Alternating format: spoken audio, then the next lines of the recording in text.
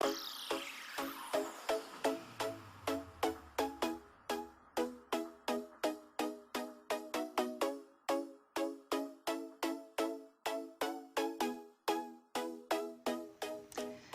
عليكم. السلام عليكم ورحمة الله تعالى وبركاته. أهلا بكم بقناتي فرح أونيفير. في هذا الفيديو سوف نتكلم عن جديد بلجيكا ونتائج هذا المرض ببلجيكا. ولكن قبل أن أبدأ هذا الفيديو أتمنى من كل من دخل أول مرة قناتي أن يشترك بها ولا تبخلوا علي بإعجاباتكم وتعاليقكم البناءة وتفعيل الجرس ليصلكم كل جديد.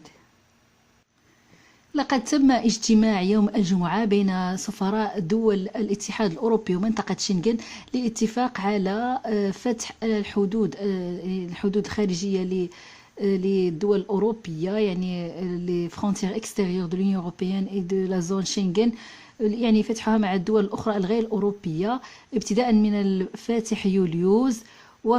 وما زالوا في تشاور وقد قيل بأنهم اتفقوا على لائحة تضم 15 دولة يمكن فتح الحدود، يمكن السماح لسكان هذه الدول الدخول إلى الاتحاد الأوروبي ومنطقة شنغن.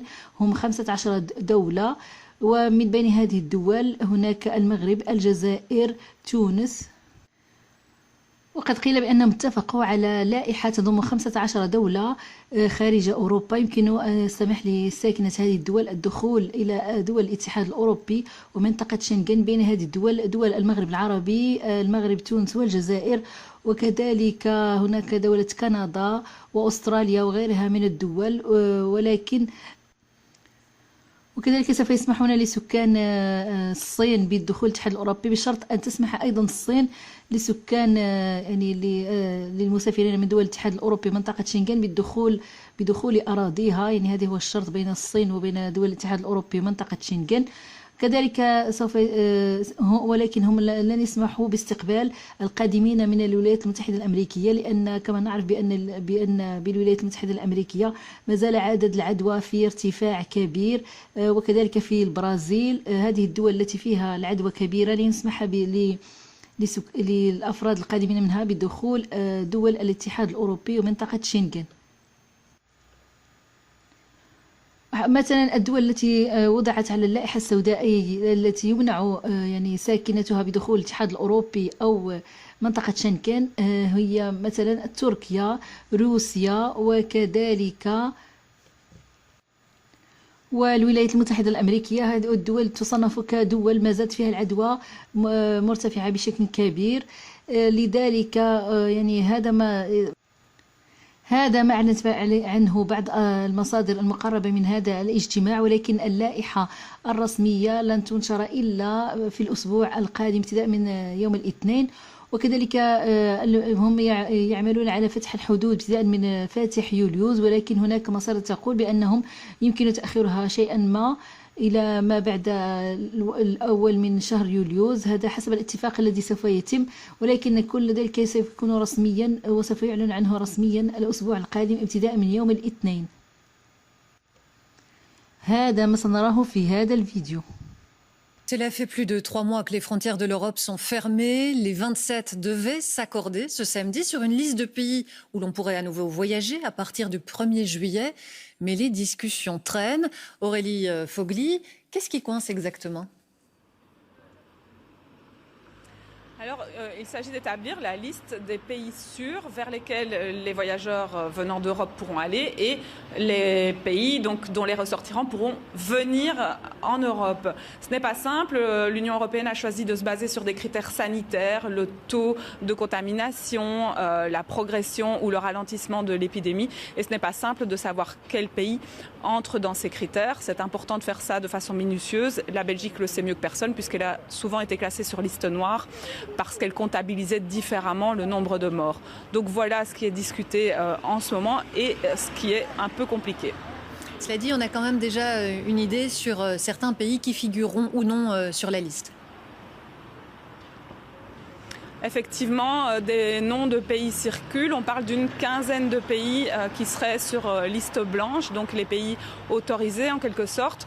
Ce seraient les pays du Maghreb, le Maroc, la Tunisie, l'Algérie, mais aussi le Canada, l'Australie ou encore plusieurs pays des Balkans, le Japon et la Thaïlande. Alors il y aurait aussi des pays sur liste noire.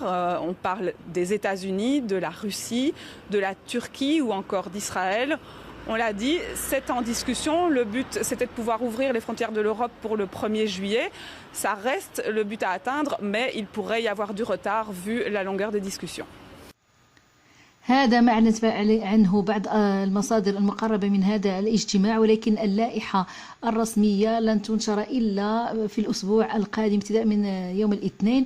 وكذلك هم يعملون على فتح الحدود ابتداء من فاتح يوليوز، ولكن هناك مصادر تقول بأنهم يمكن تأخيرها شيئا ما إلى ما بعد الأول من شهر يوليوز. هذا حسب الاتفاق الذي سوف يتم، ولكن كل ذلك سوف يكون رسميا وسوف يعلن عنه رسميا الأسبوع القادم ابتداء من يوم الاثنين. Autre liste, celle élaborée lors d'une réunion des ambassadeurs des pays de l'Union européenne et de l'espace Schengen. Elle regroupe une quinzaine d'États dont les ressortissants seront à nouveau admis dans l'Union européenne au 1er juillet. La Chine est concernée, à condition qu'elle accueille elle aussi sur son sol les voyageurs en provenance de l'UE. Cette liste ne comprend cependant pas les États-Unis, pays le plus touché par la pandémie de coronavirus, pas plus que le Brésil ou la Russie. Alors que les frontières sont largement ouvertes au niveau européen, celles extérieures à l'UE ont et font encore l'objet de nombreuses discussions. Les voyages non essentiels vers l'UE sont interdits depuis la mi-mars. Première étape, cette mesure sera donc levée progressivement et seront privilégiés les visiteurs venus de pays dont la situation épidémiologique est semblable à celle de l'Union ou meilleure.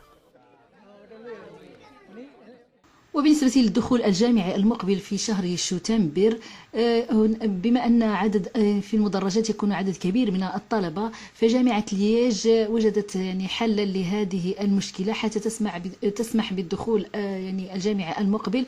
فقد قررت هذه الجامعة أن تعمل تحليل يعني أن تيست لجميع الطلبة وكذلك العاملين بهذه الجامعة، ولكن لن يكون هذا الاختبار إجباري ولكن يكون حسب رغبة الشخص. ولكن الأكيد أن معظم الأشخاص سوف يرغبون في عمل هذا التحليل حتى يروا إذا كانوا مرضى بهذا المرض أم لا.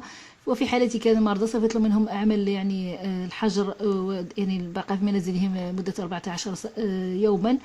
أما إذا كانوا يعني ليس بهم هذا المرض سوف يسمح لهم بالدخول الجامعي والحضور في المدرجات كما هو في العادة. وهذا الاختبار سوف يكون يعني تقريبا على 30,000 من الأشخاص المتواجدين بجامعة لييج. وبجامعة لييج هما بصدد تطوير يعني اختبار جديد يعني ان تيست يعتمد على اللعاب يعني على لاساليف. وهذا الاختبار يمكن للشخص أن يعمله بنفسه ليرى هل هو قد أصيب بالعدوى بهذا المرض أم لا. وهم في طور يعني البحث في طور تطوير هذا التحليل، وعندما سوف يصلون إلى النتيجة النهائية سوف يعني يعملون عدد كبير من هذه الاختبارات، هذه التيست التي سوف تعمل لجميع جهة لاوالوني. يعني هذه الاختبارات سوف تسمح لهم بمعرفة الأشخاص المصابين في مرحلة مسبقة حتى يتجنبوا العودة موجة ثانية من هذا المرض. هذا ما سنراه بالتفصيل في هذا الفيديو. Le dépistage, on le sait, est l'une des clés dans la maîtrise du Covid-19. L'Université de Liège est en train de mettre au point une nouvelle technique pour démultiplier le nombre de tests PCR pour savoir qui est ou non contaminé, de quoi pouvoir tester d'ici la rentrée académique de 50 à 60 000 personnes. Explication Pascal Bollekens. Comment assurer une rentrée académique sereine avec des auditoires comme ceux-ci bien remplis d'étudiants sans mesure particulière de distance physique? À l'Université de Liège, on pense qu'il n'y a pas 36 solutions, il faut dépister massivement. Nous allons tester l'ensemble du personnel et l'ensemble des étudiants, ça fait à peu près 30 000 personnes. Ce sera sur base volontaire parce qu'on ne peut pas imposer dans les conditions actuelles en tout cas le test. Mais je pense que la plupart des personnes voudront faire le test simplement pour savoir d'abord si elles sont infectées ou pas, et si elles le sont, protéger leurs proches et les personnes qu'elles rencontrent en se confinant un certain temps. Ce labo a déjà réalisé près de 100 000 tests PCR de dépistage depuis avril, avec les fameux écouvillons dans la gorge et dans le nez. Alors aujourd'hui, ces mêmes chercheurs tentent de démultiplier le nombre de tests en mettant au point une nouvelle technique. Des kits de prélèvement de salive à faire soi-même, made in Belgium, sont en phase de test. Ils auront à leur disposition pour la récolte de la salive un entonnoir pour déposer leur salive dans le tube. Et puis ils auront un bouchon. Le bouchon va contenir le liquide d'inactivation, le liquide qui tue le virus. Et lorsqu'ils fermeront le bouchon, voilà, sur leur tube, le liquide d'inactivation sera libéré sur la salive pour tuer le virus. Avantage du bouchon, il permet d'éviter une manipulation en laboratoire sécurisé. On gagne une étape et ce n'est pas tout. Pour la PCR, ces chercheurs ont imaginé une technique qui va booster littéralement le nombre de tests. On va faire une analyse pour un ensemble de personnes, donc pour une dizaine de personnes. Si l'analyse est négative, c'est-à-dire que les 10 sont négatifs. Si jamais l'analyse est positive, alors on va retourner dans ces 10-là pour voir qui était positif au départ. Résultat, si tout fonctionne comme prévu et que les finances suivent, on pourrait passer de 4 000 à 40 000, voire 50 000 tests par jour, rien qu'à Liège. De quoi tester régulièrement, au moins une fois par mois, toute la population de Wallonie et surveiller ainsi la circulation du virus, afin d'éviter une seconde vague. أما بالنسبة للدخول المدرسي فقد أكدت الوزيرة الأولى صوفي ويلمس بأن كل جهة لها يعني استراتيجيتها في هذا الدخول، فقد قسمت الجهات حسب وزراء التعليم لكل جهة الدخول المدرسي القادم في شهر شتنبر القادم إلى 4 مراحل، وكل مرحلة لها امتيازاتها. بالنسبة للدخول المدرسي القادم بالنسبة لجهة لوالوني بروكسل يعني الفيدرالية التابعة للوالوني بروكسل، فقد أكدوا بأن الدخول المدرسي القادم سوف يكون يعني لجميع المدارس الحضانة والبريمير والابتدائي بصفة عامة كما هو الحال عليه الآن. بالنسبة للدخول المدرسي القادم كل جهة عملت سيناريوهات خاصة بمنطقتها، ولكن على العموم بالنسبة للجهة الفيدراسيون والوني بروكسل يعني التابعة لوالوني وبروكسل فقد عملوا 4 سيناريوهات. الأول إذا كانت بلجيكا في ما يسمى بالسيناريو الأخضر يعني اللون الأخضر، يعني أصبحت الوضعية أحسن وتم مثلا العثور على تلقيح.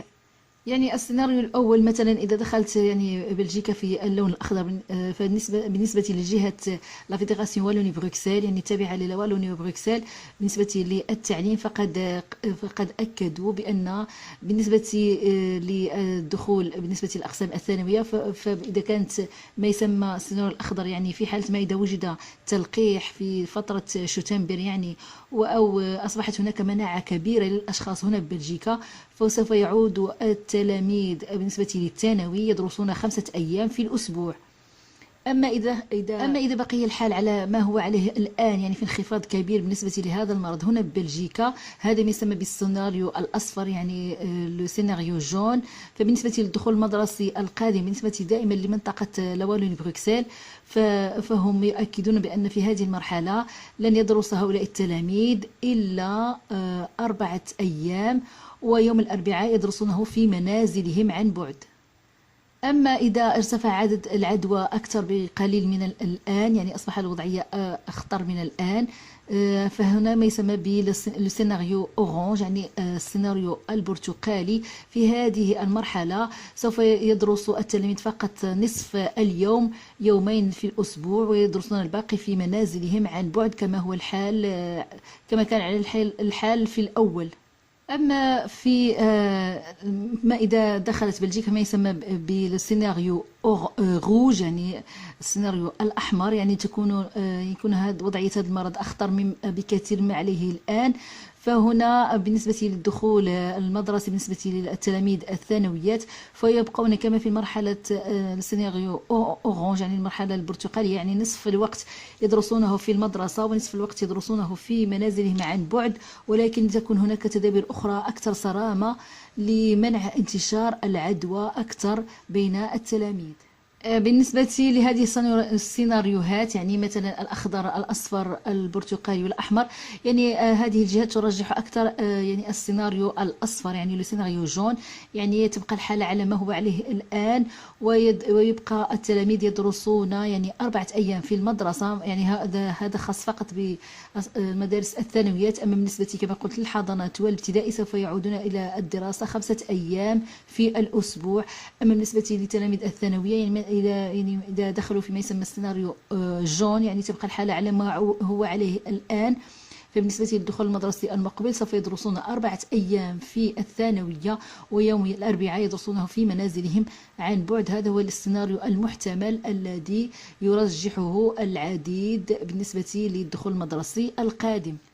كل هذا سوف نراه في هذا الفيديو الناطق باللغة الفرنسية لمزيد من المعلومات ومزيد من التوضيحات. On va prendre un peu d'avance en ouverture de ce JT. On va vous parler de la rentrée scolaire de septembre, quelle que soit la gravité de la situation Covid. À ce moment-là, les écoles maternelles et primaires resteront ouvertes. Pour les secondaires, il y a plusieurs scénarios. Le détail, Benjamin Braun.